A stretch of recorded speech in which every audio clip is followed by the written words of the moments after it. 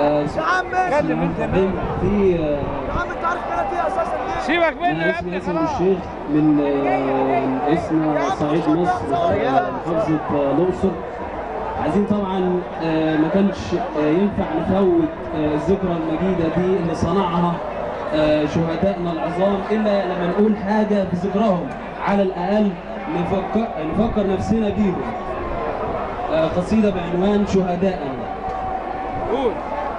شهداءنا أبطالنا، شهداءنا أبطالنا، يا من صنعتم نصرنا، سقوطكم أعزنا وموتكم أفاقنا، لنرى ضوء النهار ودماءكم سالت أنهار، تطهر قلوبنا وتسقي أرضنا حرية وكرامة، لترتوي بلدنا الظمآنة التي طالما نادت علينا أحبتي عطشانة عطشانة، لم نسمعها يوما كيومكم تقول لنا أحبكم أحبكم.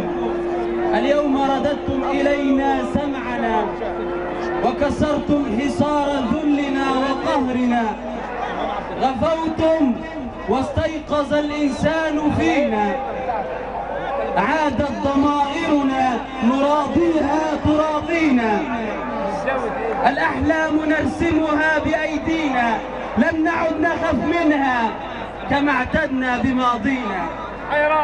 ذهبتم بعدما أتيتم بنا من بعيد وسلمتمونا مفاتيح المستقبل الجديد، رحلتم لكن رحيلكم يختلف عن نظائركم، ففي الأذهان يبقى الشهيد عالقا خالدا وعند الرحمن راضيا وسعيد.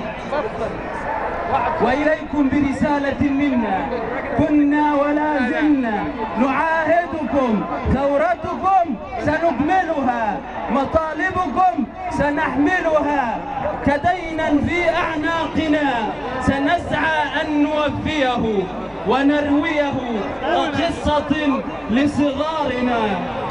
شهداءنا أبطالنا، يا من صنعتم نصرنا، سقوطكم أعزنا وموتكم أفاقنا. شكرا.